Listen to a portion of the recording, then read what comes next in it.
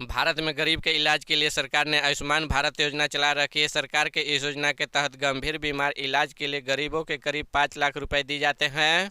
सरकार की ओर से बीते वर्ष 2018 के बजट में आयुष्मान भारत की घोषणा की गई। सरकार के इस योजना के तहत देश के 1 लाख स्थापित करना, 10 करोड़ परिवारों को 5 लाख रुपए प्रति वर्ष के स्वास्थ्य बीमा कोष से जोड़ना शामिल है। इस बीमा योजना के बेहद स्तर पर लागू किया गया है। इस बीमा योजना अंतर्गत देश में करीब 50 करोड़ से अधिक नागरिक को लाभ प्राप्त होता है। गरीबों के इलाज के लिए 30 रुपये में आयुष्मान भारत गोल्डन कार्ड बनाए जा रहे हैं। आइए जानते हैं कि इसके लिए ऑनलाइन आवेदन कैसे किया जाता है। पहले जहां गंभीर बीमारी इलाज करवाने के गरीब नागरिकों को काफ़ी समस्या का सामना करना पड़ता था, अब आयुष्मान भारत योजना अंतर्गत कोई भी गरीब नागरिक 5 लाख रुपए तक इसका इलाज आसानी से करवा सकता है। केंद्रीय प्रत्यक्ष कर बोर्ड सीबीडीटी के ओर से लगातार लोगों ने उनके पैन के आधार से जोड़ने के लिए सूचित किया जा रहा है कि बोर्ड ने कहा है कि 31 मार्च तक खाता संख्या पैन को आधार से न जोड़ने पर कारोबार और टैक्स संबंधित गतिविधियों के लाभ नहीं मिल पाएगा।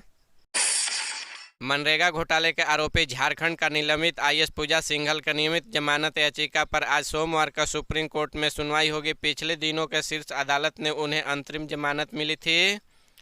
अंतरिम जमानत की अवधि समाप्त होने के कारण पिछले दिनों पूजा सिंघल ने पीएलएमए के विशेष न्यायाधीश पीके शर्मा अदालत ने सरेंडर कर दिया था। इसके बाद न्यायालय के आदेश पर उन्हें बिरसा मुंडा जेल भेज दिया था। सुप्रीम कोर्ट ने झारखंड का निलंबित आईएएस पूजा सिंघल की नियमित जमानत याचिका पर सोमवार 6 फरवरी को सुनवाई होगी। निचली अदालत ने जमानत याचिका खारिज होने के बाद उन्होंने सुप्रीम कोर्ट में जमानत याचिका दायर की थी। उन्होंने बेटी इलाज के लिए जमानत की मांग की थी। सुप्रीम कोर्ट ने याचिका पर सुनवाई के बाद उन्हें 1 महीने के अंतरिम जमानत देने का आदेश दिया था। अदालत ने अंतरिम जमानत की अवधि में दिल्ली, बेंगलुरु या बेटी के इलाज के लिए जहां जरूरत वहां रहने के आने जाने के लिए अनुमति दी थी। राजधानी रांची में उस वक्त अफरा तफरी मच गई। एक चलती कार में अचानक आग लग गई। कार में ड्राइवर समेत महिला और बच्चे सवार थे। आग ने देखते ही देखते इतना विकराल रूप धारण कर लिया कि कार सवार लोग कार में ही फंस गए। बगल से गुजर रही थी एसएसपी की क्यूआरटी की टीम तत्परता दिखाते हुए कार सवार लोगों की जान बचाई। घटना आईटीबीपी कैंप के पास रिंग रोड की है। दरअसल रांची रातू थाना क्षेत्र दामोदर गोप सब परिवार किसी समारोह में भाग लेने बोरिया जा रहे थे, तभी पहले उनकी गाड़ी का ब्रेक फेल हो गया। फिर इंजन में आग लग गई, जिसके बाद कार ऑटोमेटिक लॉक हो गया। गोप ने किसी तरह गाड़ी रोक लिया लेकिन दरवाज़ा खिड़की लॉक होने के सभी फंस गए। कार के भीतर परिवार का मदद के लिए गुहार लगाई गई। सहयोगी रांची एसएसपी कौशल किशोर की क्यूआरटी टीम वहां से गुजर रही थी। कार में महिला और बच्चे समेत ड्राइवर बुरी तरह से फंस गए थे। कार में लोगों के फंसा देखे जवानों ने कार के शीशा तोड़कर फंसे लोगों के कार से बाहर निकाला। आशंका जताई जा रही है कि कार में शॉर्ट सर्किट के आग लग गई होगी।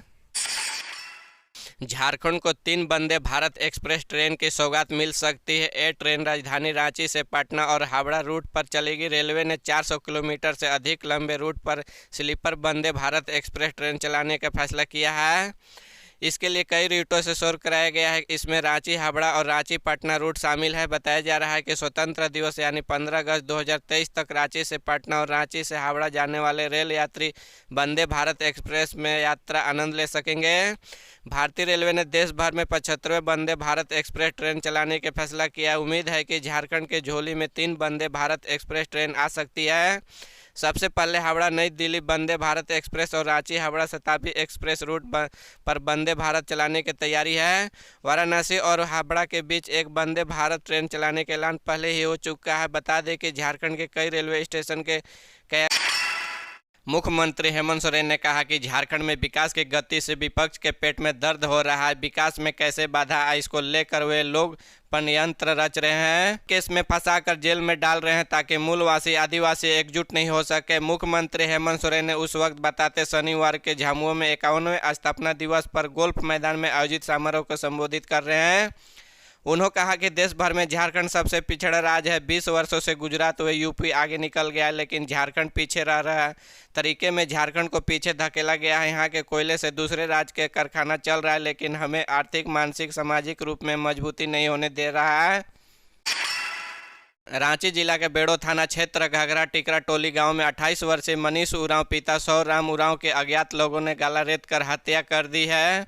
10 फरवरी को उसकी शादी होने वाली थी। इसी बीच शुक्रवार रात लगभग 8 बजे उसकी हत्या हो गई। पुलिस ने उसका शव उसके पुराने घर से बरामद किया और पंचनामा कर पोस्टमार्टम के लिए रिम्स भेज दिया है। साथ ही मनीष के छोटा भाई प्रकाश उरांव के बयान पर अज्ञात लोगों ने विरोध हत्या का मामला दर्ज कर लिया। जानकारी के अनुसार मनीष पूर्व प्रखंड प्रमुख अनीता मीज का भतीजा था। एमटेक की पढ़ाई करने के बाद वह तुमको एजुकेशन पॉइंट नाम से कोचिंग चलाता था। साथ ही प्रतियोगिता परीक्षा की तैयारी भी करता है। परिजनों ने बताया कि 10 फरवरी को टंडवा टोली मनीष की शादी होनी थी। शुक्रवार रात में चुपकी शादी से रम्स के परिवार के लोग इसकी तैयारी में जुटे हुए थे।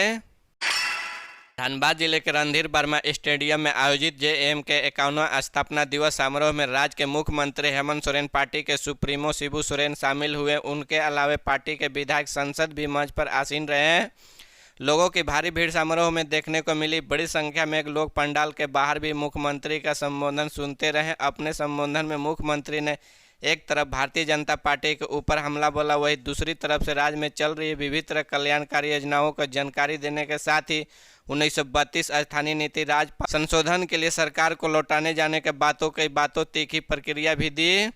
मुख्यमंत्री ने अपने संबोधन में कहा कि गुरुजी उम्र में पड़ाव में सुप्रीम कोर्ट से मिली अंतिम जमानत की अवधि पूरी होने के बाद निलंबित आईएएस अधिकारी पूजा सिंघल ने शनिवार को रांची के ईडी कोर्ट में सरेंडर कर दिया। सरेंडर करने के बाद अदालत ने उन्हें न्यायिक हिरासत भेज दिया। सुप्रीम कोर्ट ने 3 जनवरी को पूजा सिंघल को 4 सप्ताह के अंतिम जमानत थी। अंतिम जमानत की अवधि में उन्हें अदालत ने हाजिरी देने के सिवा झारखंड जाने की अनुमति नहीं थी। सुप्रीम कोर्ट ने पूजा सिंघल को जमानत याचिका पर 6 फरवरी को सुनवाई होगी। पूजा सिंघल की ओर से सुप्रीम कोर्ट के विशेष आग्रह करते हुए कहा कि उनकी जमानत की अवधि पूरी होते ही इस मामले की सुनवाई की जाए। इस आग्रह को स्वीकार करते हुए सुप्रीम कोर्ट ने 6 फरवरी को मामला सुनवाई के लिए सूचीबद्ध कर लिया है। बता दें, पिछले साल ईडी ने पूजा सिंघल के खिलाफ भ्रष्टाचार में मनी लॉन्ड्रिंग का मामला दर्ज कर दिया था। खूंटी में मनरेगा घोटाले में उन्हें आरोपी बनाया गया था। उन पर 1000 करोड़ के भ्रष्टाचार के आरोप में ईडी के छापेमारी और कार्रवाई में उनके आवास को करोड़ों की नकद की गई थी, जिसके बाद उन्हें निलंबित कर दिया गया था।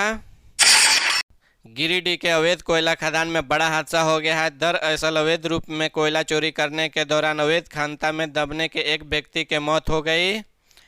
घटना रविवार सुबह की। यह घटना मुफसिल थाना इलाके के ओपन कास्ट माइंस के समीप स्थित अवैध खानता में घटित हुई है। जानकारी के अनुसार मृतक मुफसिल थाना इलाके के महुआ टांड रहने वाले थे। मृतक का नाम प्रकाश पासवान का था। इधर घटना की सूचना मिलने के बाद महेश लुंडी पंचायत के मुखिया शिवनाथ साव मौके पर पहुंचे और मामले की जानकारी ली।